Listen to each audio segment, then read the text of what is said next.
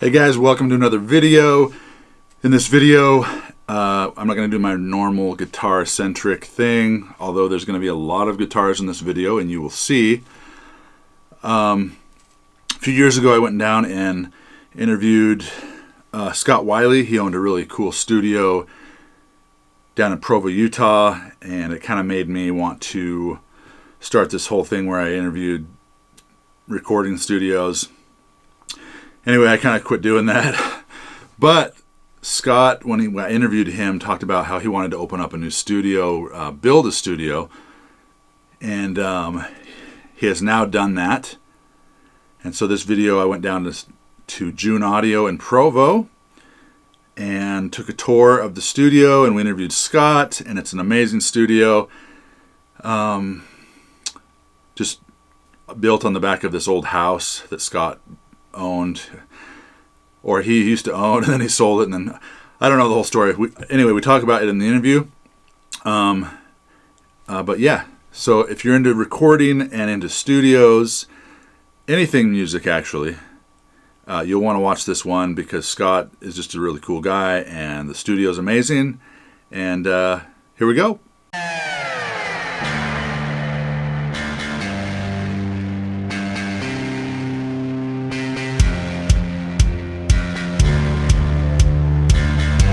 Hey guys, welcome to another video. I'm here today in Provo, Utah with Scott Wiley. A few years ago I did another video with him, and he's doing his open house today, so you might hear noise while I'm interviewing Scott because they actually did the open house. I tried to make him do it earlier before they opened today, but he wouldn't do it. It's my fault. Because he was cleaning the place. I was painting. They were still painting the bathroom. So it's all good. But anyway, I wanted to interview Scott, and then we're going to do a little tour of his new studio. And so when I interviewed you last time... Were we talking about it last time? Yeah, you were like, dude, I'm going to have Wes Lachaux design the studio, and I'm going to do all this. And so tell us why did it take so long? That's a great question. We knew we wanted a new studio and one that we owned, and we started looking around for studio designers and found Wes Lachaux. Yeah, a lot from like Your Sluts and just a lot of different posts and looking at his rooms. So I reached out to him, but that was like 7 or 8 years ago, and we had a lot of opportunities to build different studios. Like one time it was somebody else going to build it, and one time it was maybe just redesigning our old control room and all these different things. But in the end, what we ended up doing is building a space down here in downtown Provo, and we're currently sitting in the old house.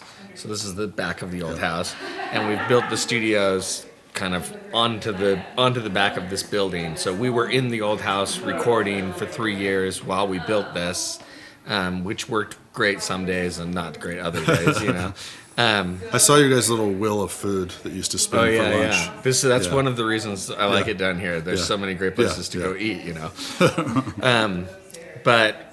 So the actual building, the planning and the getting a loan and all that stuff took 4 years, you know, something like that.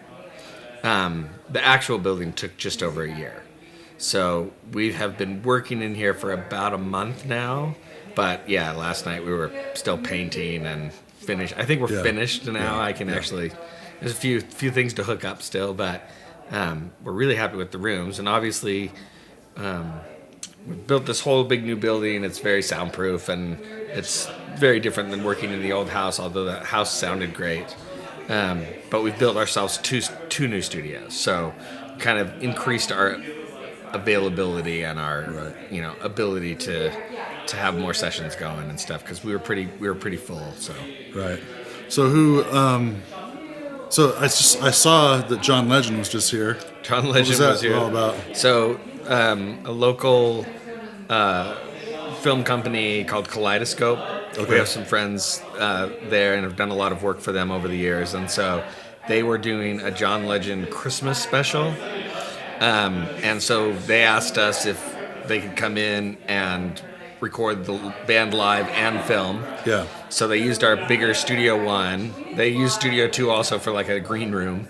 But they used Studio One. It was a zoo in here. And it was really soon after we opened. I mean, it was within a few weeks of even having things online, go. you know. Yeah, So it was a little bit of a test, but it worked great. And so he had piano. He was playing piano, vocals, he had a drummer, upright bass, guitar, 3 horn players, and 3 backup singers. Wow, very cool. Yeah, so we'll see how it looks. Yeah, you know. yeah. I haven't. I So haven't it's gonna seen is it gonna anything. be online then? It's gonna be. That's gonna be on.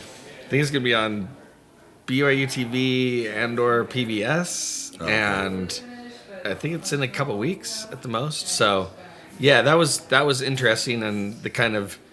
I mean, everybody was really nice, and the band was amazing, but it was kind of a zoo, you know, around Right. that. A lot of people in and out. So it was a good test. Cool.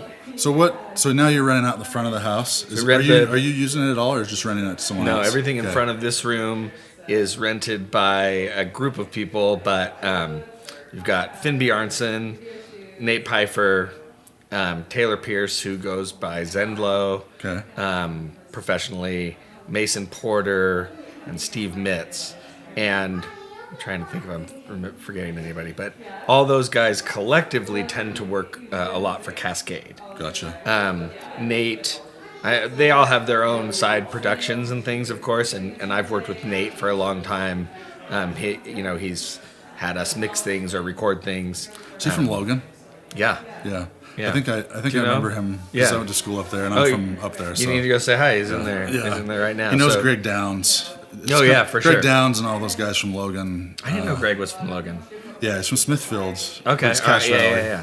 But Greg started like when he was like in high school. I love it. He's a good producing guy. and stuff. Yeah, so yeah, I love Greg. Played Well, in a band called Sand, and we kind of played Oh, really? in bands Yeah. with each other up in Logan, and then I didn't hear from him for a while. And then all of a sudden he was like, "Hey man, I'm gonna open up a studio for real." I'm like, "Sweet." So that's that's when awesome. I kind of got the idea of starting to Okay. do these videos. But yeah, You're that's connected cool. to a lot of people. Yeah, I know. Yeah, I know a lot of people. So.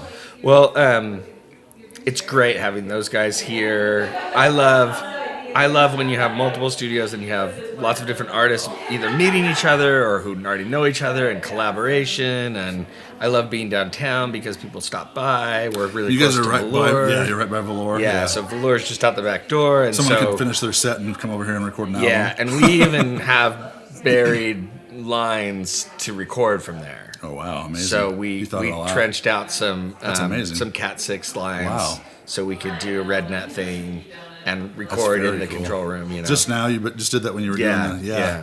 So We had we'll- the whole back part. So we'll get to see. Up, So we'll get to see bands that play there, but then we'll get to see really nice audio. It'd with be those bands awesome. playing there. We haven't done it yet, but it'll be. no, I'm it'll- looking forward to yeah, that. That'll be yeah, cool. it'll be cool. And yeah, we're really close, and so get a lot of people stopping by when they have sound checks and things, and it's just I love the community aspect. And the old location was great, but we were pretty removed, you know, so we didn't see there weren't a lot No, of this drop-ins. is like the perfect location. Yeah, it's good. So for those of you guys that watch the channel, I had an old channel called Utah Music Producers, and I haven't done anything with that for a long time. And so I'm going to link Scott's video, the old video, in this description. But if you don't know who Scott is, just talk about maybe some of the bands you've worked with that people may know that aren't even from like Utah. Because I have a lot of followers on my channel. that Oh, aren't from sure, Utah, yeah. and- Well, I mean, Utah-centric bands kind of, we tend to work with most of the bands that are around here, or a lot of them anyways. So, you know, the National Parks and Moth and the Flame and Fictionist and who else? The Strike and... The Strike, yeah. I know Brady Bills. Yeah. Yeah. So, but we've also worked in this location or in our Provo locations with Neon Trees, and the Killers came down to the house. And Did you ever do anything with? I can't think of the name right now. They're huge. oh, Imagine Dragons. Yeah. Sorry. I did something with them so long ago. I'm not even sure it was called. I mean, it was so long ago. Oh, was so, it? Yeah. I have been lucky enough to know those guys, and I mixed an album that Joshua James produced for Asia Volkman, who's married to Dan Reynolds, and so had some interactions with them that way too. But we haven't had Imagine Dragons proper in for sure. Maybe, who knows? Yeah. But then, you know, like when I was in LA, I worked with some bigger artists or whatever, you know. When if you guys watch the old video, I talked to Scott about kind of his journey. He went out to LA, and it was just like a lot of hours, and yeah, there's a lot. We ended up moving back to Utah because of family. I grew up out there and moved here, moved back. It's a mess, but it just wasn't my thing. Yeah, you know, gotcha. I don't mind even. I just didn't want to give up everything for. Yeah. So tell us about the new rooms. Like, what are we gonna see? Like, why are they cool? Okay. Why should someone come record drums in your room? Oh, that's a great question. Well, we have a lot of drums, as you'll see. I know. I don't even know how to play drums, but I love recording drums. So I like to collect drums because it's so fun to swap out the sounds. I love drums too. They're so fun to record. Yeah. It's the best. Yeah. But we have two separate studios. They are completely isolated. So we've actually done kind of the rock band in one and the string quartet in the other already, and it's worked really well. So is this hallway? This hallway divides both the studios? Okay. So, you can have drum set on that side and 10 feet away be recording a violin and you can't hear it. It's kind of amazing. Perfect, yeah. That's obviously something I was really worried about, and we didn't really know until it happened, so it worked. Yeah. Are these what are the walls like? What'd you have to make the walls out of? On either side is 3 layers of 5/8 cent sheetrock. Okay, gotcha. And then there's MDX,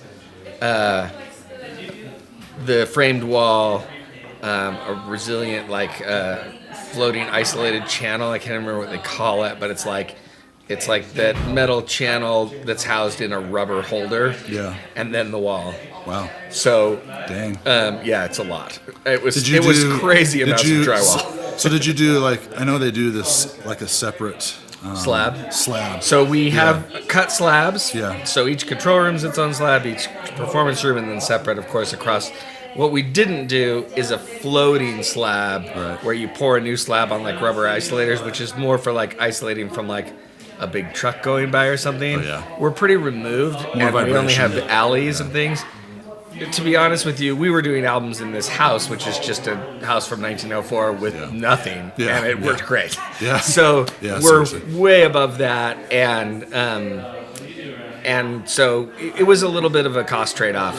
Can you really afford to do floating slabs? How much are you going to get back from it? So we did not do that. But they are all isolated, cut, and the whole place it's pretty shocking, the isolation. So, with these rooms that you have now, the rooms are all Wes Lachaud. Yeah, Wes designed all the studio space. Now, so when you record drums in there, how many room mics and things are you putting up now? You feel like you're doing more of that now? No. So far we've used just a pair or two of room mics. We haven't gone too crazy, but we also, we've been still working it out. Yeah. I've only done 3 drum sessions, so we haven't really tried that. I'll tell you one thing. First of all, the most noticeable thing to me as far as drums go was, for one, and even in this big Studio One that's really ambient or can be. You can tighten it up a lot. I don't know what it is about it, but the reverb time is really diffuse. It's not too long. So even just miking a drum kit and not wanting it to be roomy, you can get it pretty tight. Yeah. But the cymbal decay is amazing. I've never worked in a studio with the cymbal decay so great. The way you can hear the tail of the cymbals over the music, and it's not harsh, and you can hear every detail, is really kind of amazing. And is that from blending the room mics in, or is that from just the room itself? I think it's the diffusion in the room. Okay, gotcha. I don't really know, but it's just magic I happening. think it's the diffusion and absorption qualities of the room. It's just really, really smooth. And a string quartet, we've done an octet, those things, you just put the room mics up and it's just it's just exactly what you wish it would be, Wow, cool. And so that's been really awesome. It's pretty hard to quantify something on, guitar amps or whatever, where you're shoving a 57 into the grill. But, and then the control rooms are so remarkable sounding and so true that it just kind of feels like everything works better. You can just work. Everything's a little bit easier. You just click along, and that's been really great. And I must say, after working in the house, it's really great to have an air conditioning system that's silent. so you don't have to turn it off or freeze during the winter. Or get too hot during the day. Yeah. Yep, I know how that is because I have the one room, my control room in my home studio. The sun hits it in the afternoon. Oh yeah, and then and summers in Utah. I had to put a mini split just in that one room. Oh, yeah, it's crazy. So yeah. Yeah, well, we'll have to show you the rooms. Yeah. We've been real happy with them. Cool. Well, hey, you guys, we're gonna go check out the studio. Scott, anything else you want to talk about? I think he's pretty excited about just this whole thing. Yeah, Finally. I think so. I think you're getting pretty excited, right, about this whole thing happening. Being done, maybe. Being done. Being done. Being Okay. done. Not painting anymore. Yeah. I'm really excited about not painting anymore. Awesome.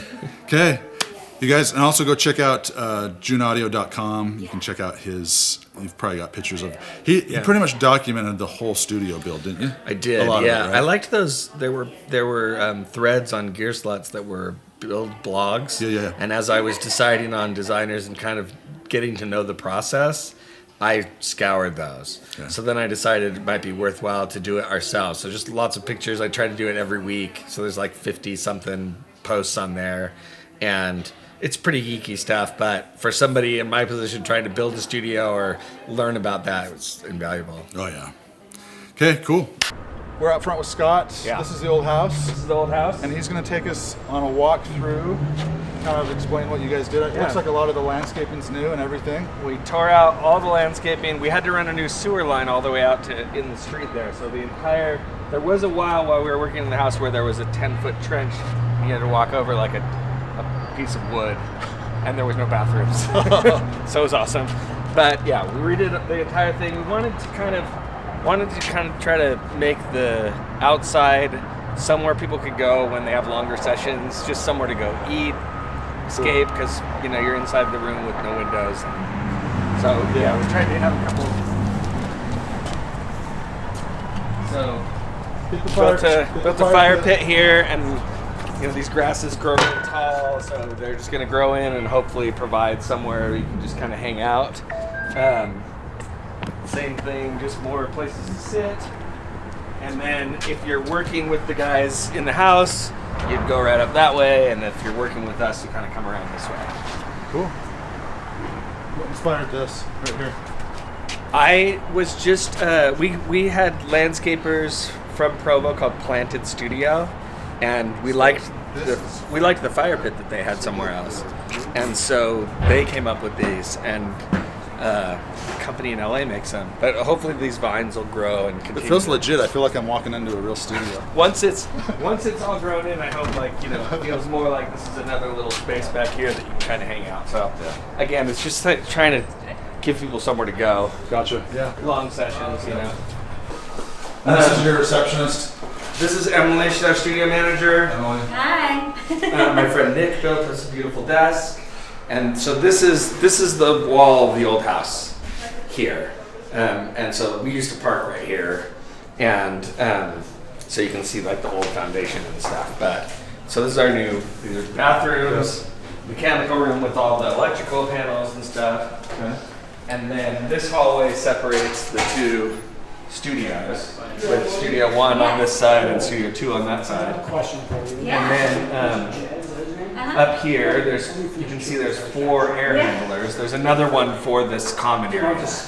But these 4 are for the studio. So you have one for each control room and one for each performance area. And then they're oversized ducts, and they're isolated, and they're hanging from rubber isolators, and there's boots on them, and all this stuff to try to make it really quiet, And they actually are pretty quiet, even when they're running, but it's dead silent in the rooms, which is the point. And just observe or whatever. There's always. So these are just pictures of old sessions and things, and then there's a magazine called Tape Off.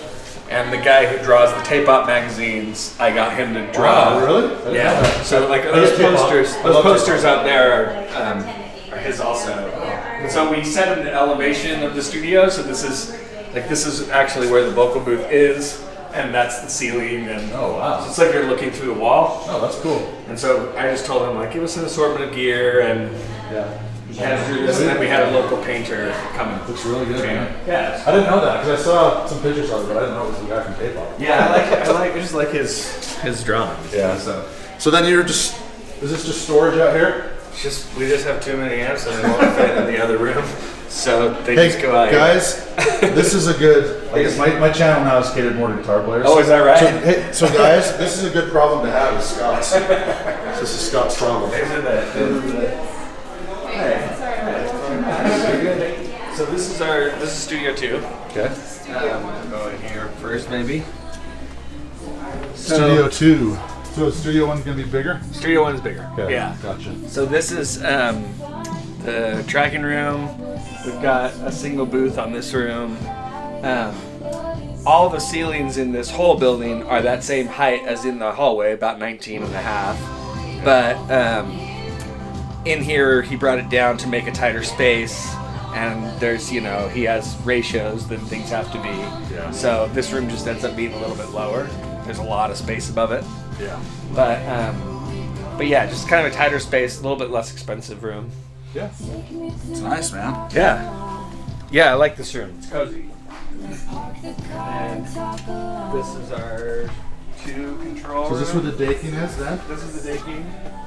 So if you go watch my other video with Scott, this is the console he used to have in his studio that was up in, were you guys in Oregon? In the Riverwoods. The Riverwoods. North Provo. So I took the console apart and took all the channels out and everything, and then sent the frame to Tony Brett, Brett Acoustics, and they're the guys who built most of the furniture, did all the installation of all the acoustic stuff, built the gobos and everything, and he built the desk around it. Because we wanted to, it didn't used to have a center section. Yeah, I know. And so we wanted to be able to cool. put the screen in the middle. That's very cool. And so he built a desk around it for us. And then brought it back on a truck when they came and brought all the other stuff. And then this is just, now I think we went over a lot of your gear. Have you gotten any like new pieces since last time? I mean, I built some more 1176s. We got more distressors.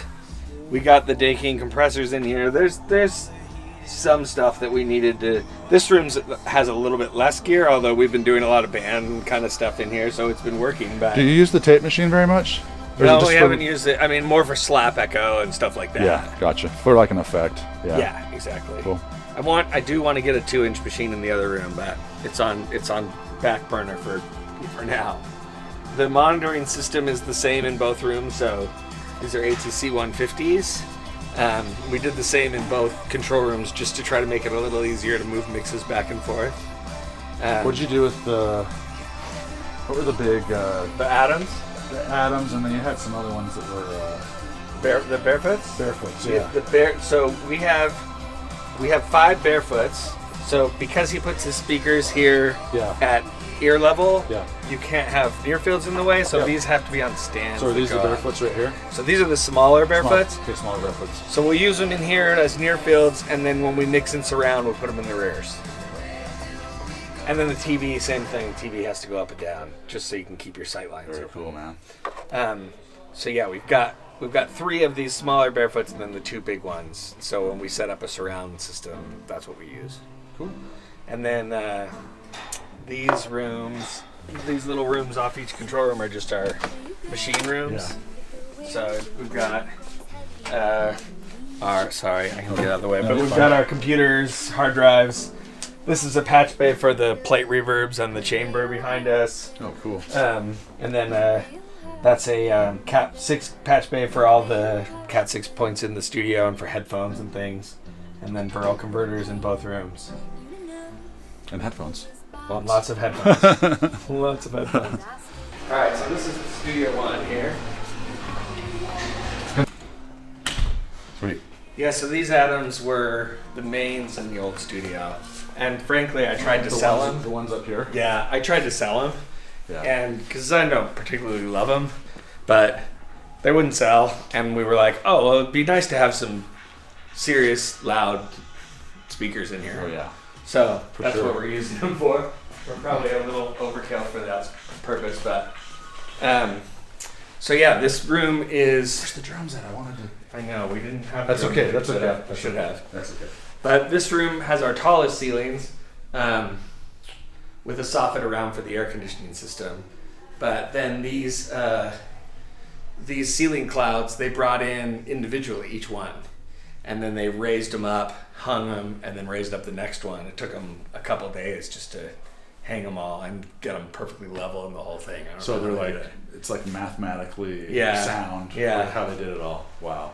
So and then these they call them bifusers, but these turn. So if you want to change the characteristics of the room, you can go from this diffusive side to a more absorptive side on both sides, and it changes it a lot. And I think I saw something on John McBride was doing a thing. Oh yeah, they probably had the same thing. I'll bet. Yeah. So it changed. It's remarkable how much it changes the room, just moving those.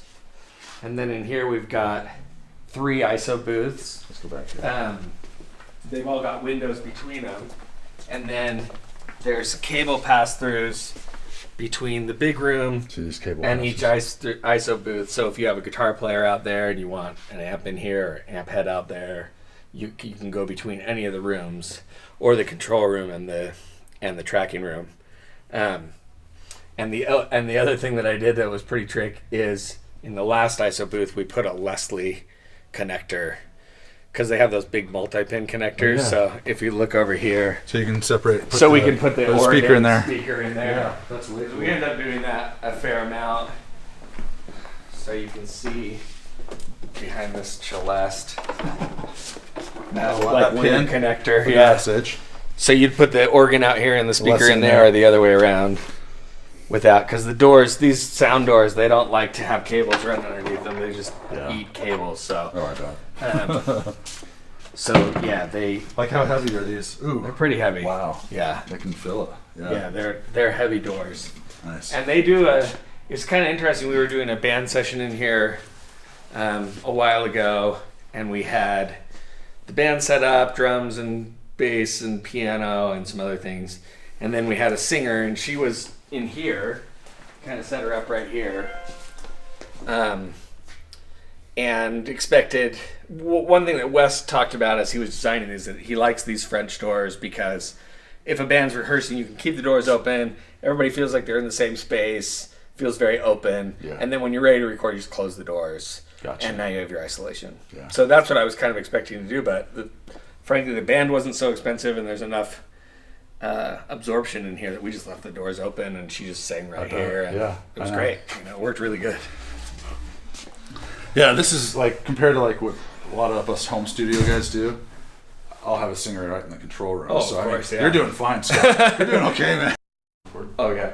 These pieces of glass, they're like 3/4 inch laminated on one side and 5/8 tempered. They were massive pieces of glass, and they were really heavy. But this outside one, we had a session scheduled, and they brought it in and started setting it, and then realized it was cut wrong. Like somebody had the wrong dimension on the bottom. Ooh. So the window actually went from here up. Ooh. And so then we had to get a new piece of glass, and then we had this huge piece of glass. Nobody wanted it. They wouldn't take it back. So we took it out back and smashed it. But I would have taken it. I guess because it was tempered, they couldn't. You can't recut it. Oh, you can't? No. Oh, so it was worthless. So yeah, nobody wanted it. We were like, does anybody want this thing? It was really expensive. Nobody wanted it. That sucks. So here, guys, guitar players, here's how you mic an amp. Yeah, more amps. These guys are in here. Let's go in this instrument room. Okay. All right.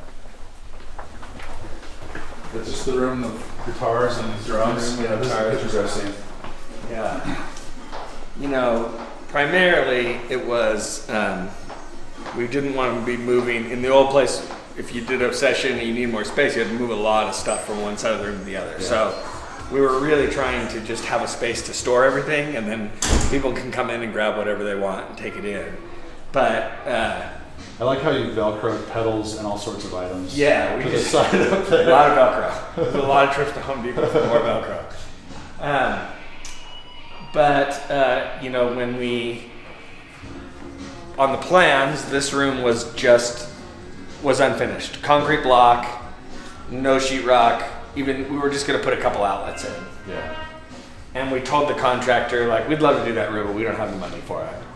And so he said, I'm going to make that room happen. And he saved money here and saved money there and called in favors. And the whole room, like, all the metalwork and everything he did. This is sweet. Our contractor was awesome. So good. So he helped us design how it's all laid out, and then my friend Nick built some of the drum racks. And Do you have a number on how many drums you own now? I don't. What about guitars? No idea. That's pretty Probably much better all that of way, it. right? Yeah, I don't want to know. I think that's all of them. There's one or two at home. Said you'll like this. See all these synths? But yeah, it's a lot of drums. And to be honest with you, I never saw it all together in one place. And this is it, right? This is pretty much it, Except for the except amps. for the amps that won't fit. Yeah. But once we started putting it all together, I was a little overwhelmed.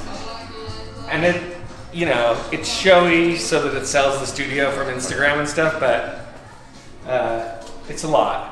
It's okay, man. It's okay, man. I don't judge. If anybody's looking to buy some vintage drums, I think we'll be selling some drums. We have two I feel like I saw this amp right here for sale once. I have had that amp for sale forever. Yeah. It's a super cool amp, and if you were just a guy who just like wanted to play a cool amp and sit in front of it, it's awesome. Yeah. For recording, it's a little bit weird. Yeah. It's not that it sounds bad, but what it does really cool is it does stereo. So it'll send reverb or tremolo out one side. What is it again? It's a Gibson. Gibson, yeah. Okay. And so it has two 10s facing out. So to sit in front of it is awesome. I mean, it's really fun to play. And can you do it in stereo? Like put stereo you puts can. in it? And You like can put have stereo delay? inputs in it, or you can have like reverb on one side, dry on the other Gotcha. side. Yeah. So it's actually a really cool amp, but I haven't found like a way to ever make it sound that cool in the studio. So it doesn't get used a lot. The ones that get used a lot are like. You know what's interesting though is with you having it like this, I felt like it looked like more when you had that studio where it was just all in the Oh, room. yeah. This kind of seems more like you've really thought about where to put everything. Yeah. I mean, maybe it'll get more. Yeah, go ahead. Well, it can't get more. It's too much. So I mean, maybe it'll get more like. More organized. More messy. Oh, look yeah. more as you're doing work. It's so hard to keep it all in here that we try to keep it pretty straight. But yeah, I mean, you know, like in the middle of last week, a ton of these drums were in the room, you know, because drummers will come in and just kind of load up carts and say, let's try all of these, you know. And the pedals certainly come and go a lot, but it's just nice having it in one space and out of the way. Yeah. Cool, man. Do you have a favorite drum kit or guitar that you want to? My personal favorite guitar is probably that blue Gibson. You guys can go up there or something when you're that blue Gibson 330. Or when I'm playing live, I usually play that red Gretsch. Okay. My favorite drum kit varies so much. I just love drums so much. I love this big drum. Like we might have even filmed this last time, but The drum cell drum? the drum sail drum. I love this drum. We haven't changed the heads. It says it's painted on there. It says drum sail. Yeah, no, you told the story about how you found that. Yeah, hanging in a window. Yeah. That drum kit, but lately our favorite is a drum kit that I got from a little shop in Sheridan, Wyoming. Like it's kind of a little bit of a hoarder. He just had a ton of stuff. And he had this Gretsch round edge kit. And there's 2 toms and a snare, 3 toms and a snare, and a kick drum. And it was brand new. It was in cases still. And we love the toms on that. We've been using that a ton. Cool. That's been Awesome. my favorite lately. I own that pedal. I own that pedal. Sorry. Driving straight. Thing you can't do. Guys had Stay off with a new diffusion design. cocaine. So when they built them, we got them made out of wood because they wanted them to be kind of showy. Yeah. But we would have been able to when we afforded like paint versions, you know. Oh, really? Yeah. So we lucked out that they had just started it. I think he might be the king of luck. Hope so. Then he said, with a crack in his voice, better choose love, boy, if you're given the choice. Big country's fine. Big country. 'Cause you can't. Oh, now it's favorite.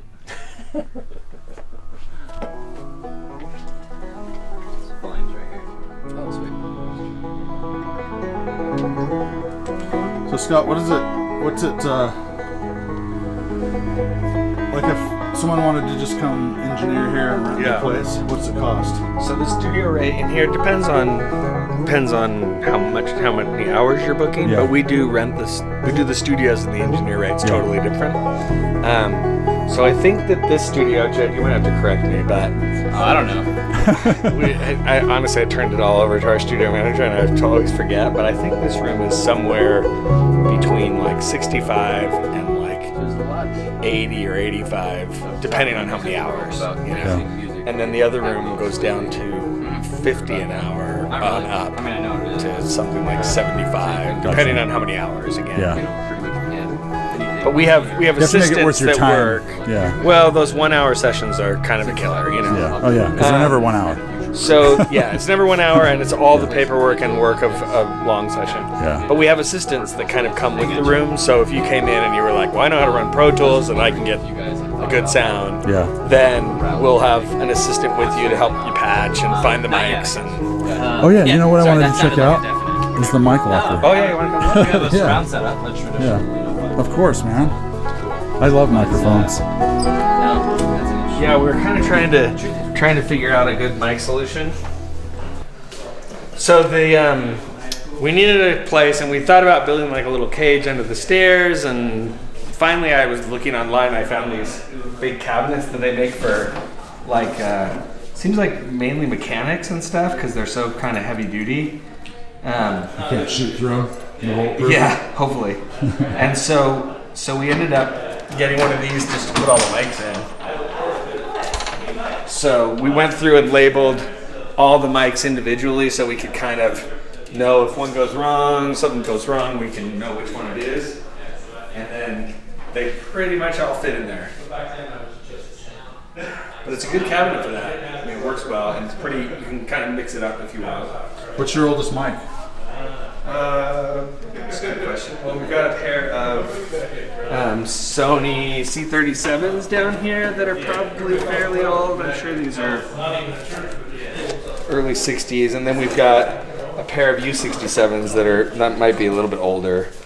Trying to think of what else we have that's old. I mean, we have a fair amount of older mics, but we have a lot of newer mics too. Cool. Yeah. Okay, guys. So hey, thanks for watching this video. I appreciate Scott Wiley, June Audio. Go check it out. He is he's the man. A lot of people look up to Scott because he's been doing this so long and he knows so much, and he's Very old. No, you're not old. You're probably not any older than me. How old are you?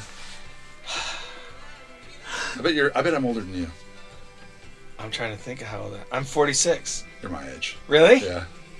Yep, I'll be 47. We're both old. In July.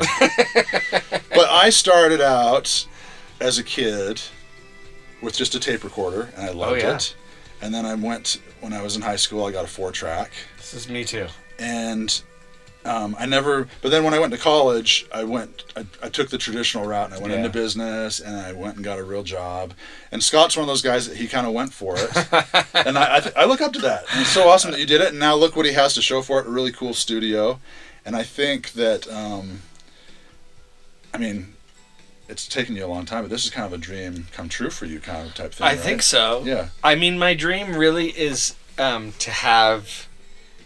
I love the studio. It is a little showier, and it's more than I thought it was going to be. It's pretty hard to tell what you're getting on the plans. Yeah, yeah. It's just beautiful, and it's awesome, but really what I just wanted was it to be a great studio that helps musicians be inspired and have fun recording and make good recordings, and I love the community aspect of it, and so I wasn't, my dream isn't to like own some really fancy place. It's to like have those people come through and make great art and have music. fun. Yeah. It's just I love the relationships, Yeah.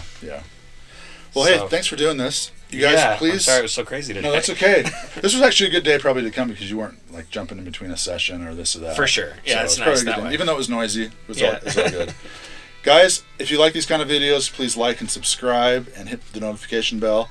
Also go check out my other channel, Utah Music Producers, which I really haven't done a lot on there. I might post this video on there as well because there's probably a lot of people that subscribe to that channel in the past that know Scott. So go check out those other videos. What's interesting is a lot of the studios I did those interviews with have closed since I interviewed you. Uh-oh. So, but I'm not saying that. I'm not No, saying. I know. Yeah. Anyway, you guys, thanks for watching. Please like, subscribe, hit the notification bell. Scott, appreciate your time, dude. Yeah, you bet. Thanks for Thanks doing for this on coming a down. busy day like this. No man. problem. Okay, see you guys.